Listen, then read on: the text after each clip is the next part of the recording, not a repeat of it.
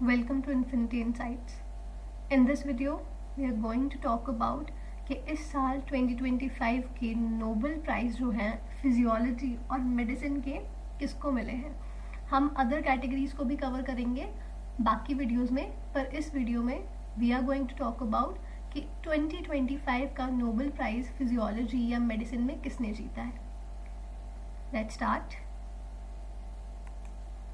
सो 3 persons हैं जिन्होंने ये प्राइज जीता है. कौन कौन है वो 3 person? You can see in the picture.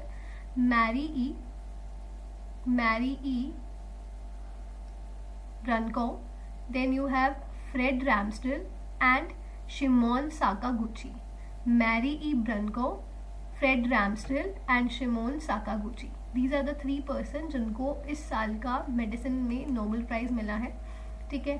2025 Nobel Prize in Physiology or Medicine has been awarded to, again, let's repeat the names, Mary E. Brunko, Fred Ramsdell and Shimon Sakaguchi.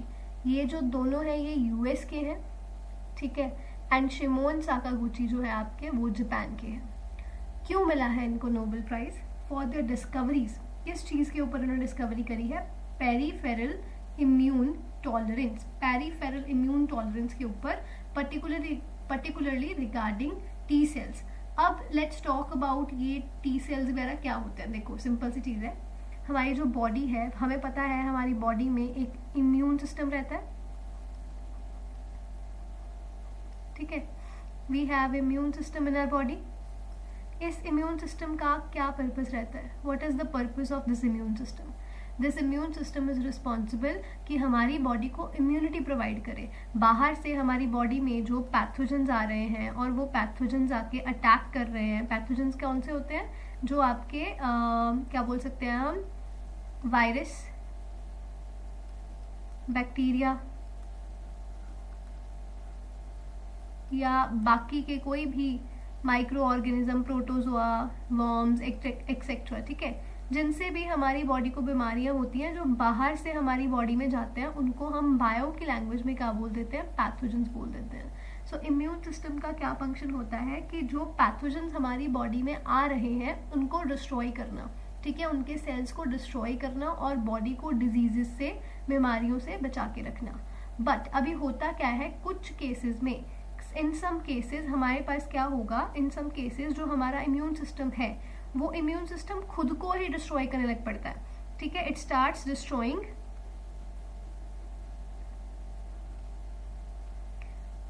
Its own healthy cells. अपने ही खुद के healthy cells destroy करने लग जाएगा. Purpose है foreign जो आ रहे हैं, फॉरेन या बाहर से जो पैथोजेंस आ रहे हैं वो डिस्ट्रॉय करने हैं. बट ये क्या कर रहा है? ये अपने ही सेल्स डिस्ट्रॉय करने लग गया है. तो इस कंडीशन को हम बोलते हैं, इस कंडीशन को क्या बोलते हैं? ऑटो इम्यून डिजीजेस या ऑटो इम्यून डिसऑर्डर. ठीक है. ऑटो इम्यून डिजीजेस या ऑटो इम्यून डिसऑर्डर बोला जाता है इस पर्टिकुलर कंडीशन को. अब क्या बोला गया है कि जो ये आपका डिस्कवरी हुई है, ये डिस्कवरी क्या बोल रही है कि ये जो ऑटो इम्यून डिजीजेस हैं इनको प्रिवेंट करने में आपके हेल्पफुल होते हैं टी सेल्स.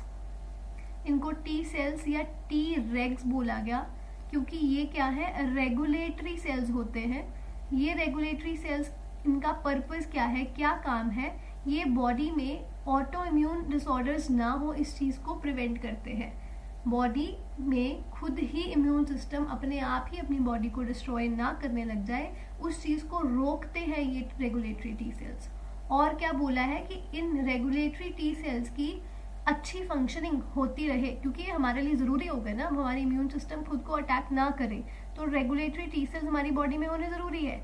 और इन रेगुलेटरी टी सेल्स अच्छे तरीके से ये फंक्शन करते रहे तो उसके लिए एक स्पेसिफिक जीन का होना ज़रूरी है.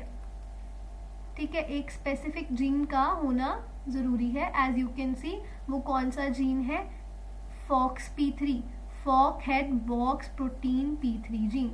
ठीक है. फॉक्स P3 जीन का होना ज़रूरी है for functioning of regulatory T cells, जिनको हमने Tregs बोला है। और Tregs का क्या काम है? ऑटोइम्यून डिजीजेस को प्रिवेंट करना। सो इस थ्योरी के लिए मैरी ई ब्रनकॉफ, फ्रेड रैमस्टेल एंड शिमोन सागागुची को इस साल का मेडिसिन एंड फिजियोलॉजी में जो नोबेल प्राइज है वो मिला है।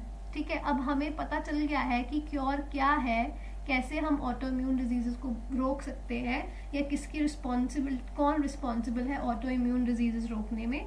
तो ये माना जा रहा है कि एक ब्रेक थ्रू इन्वेंशन है कि अब हम ऑटोइम्यून डिसऑर्डर्स और डिजीजेस का क्योर जो है वो निकाल सकते हैं।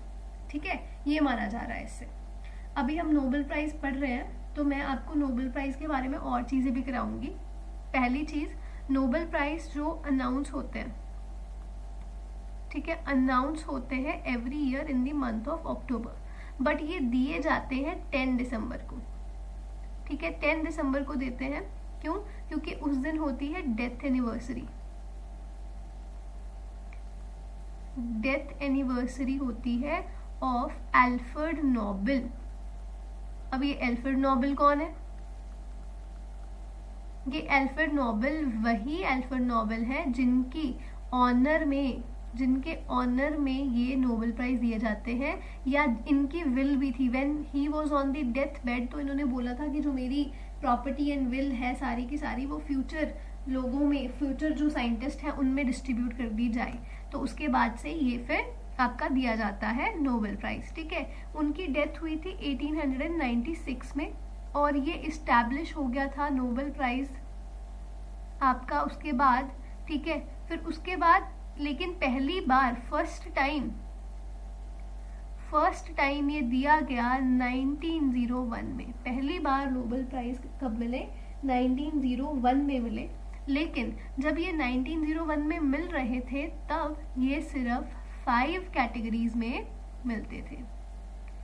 ठीक है, 5 कैटेगरीज कौन कौन सी? Physics, chemistry,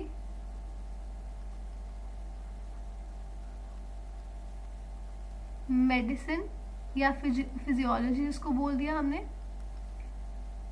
piece and literature. ठीक है, उस वक्त जब ये मिले तो तब ये किन कैटेगरीज में? इन 5 कैटेगरीज में मिलने शुरू हुए। लेकिन फिर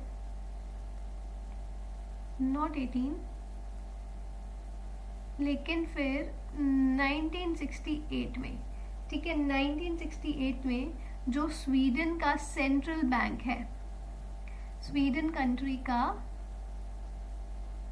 सेंट्रल बैंक है, जैसे इंडिया का हमारा RBI है, ऐसे स्वीडन का जो सेंट्रल बैंक है उसने अनाउंस किया कि वो अल्फ्रेड नोबेल के ऑनर में एक नया प्राइज लेके आना चाहते हैं in the memory of Alfred Nobel, जो होगा नोबेल प्राइज इन इकोनॉमिक्स। तो उसके बाद ये भी ऐड हो गया, तो अभी टोटल आपकी 6 कैटेगरीज बन गई है और इन 6 कैटेगरीज में हर साल नोबेल प्राइज जो है मिलते हैं।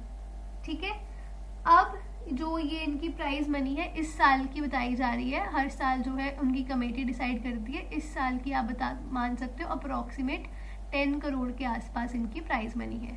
तो अभी इस प्राइज के 3 विनर्स हैं। ठीक है, तो ऐसा नहीं है कि तीनों को 10-10 करोड़ मिलेंगे, ये उनमें 1/3 जो है डिवाइड हो जाएंगे। 2 होते तो 1/2 हो जाता। ठीक है, तो ऐसे उनको प्राइज मनी डिस्ट्रीब्यूट होके मिलती है। डन।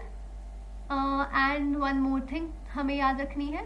वो क्या याद रखनी है कि जो इंडिया है, इंडिया में सबसे पहले नोबेल प्राइज किसको मिला था? ठीक है, किसको मिला था? रविंद्रनाथ टैगोर को मिला था इन द ईयर 1913। किस कैटेगरी में मिला था? लिटरेचर में। एंड किस चीज के लिए मिला था? इनकी एक बुक थी Gitanjali, for his book Gitanjali. ठीक है, चलो that is all for this video. Next और जो कैटेगरीज में नोबेल प्राइज है we will cover that in the subsequent videos.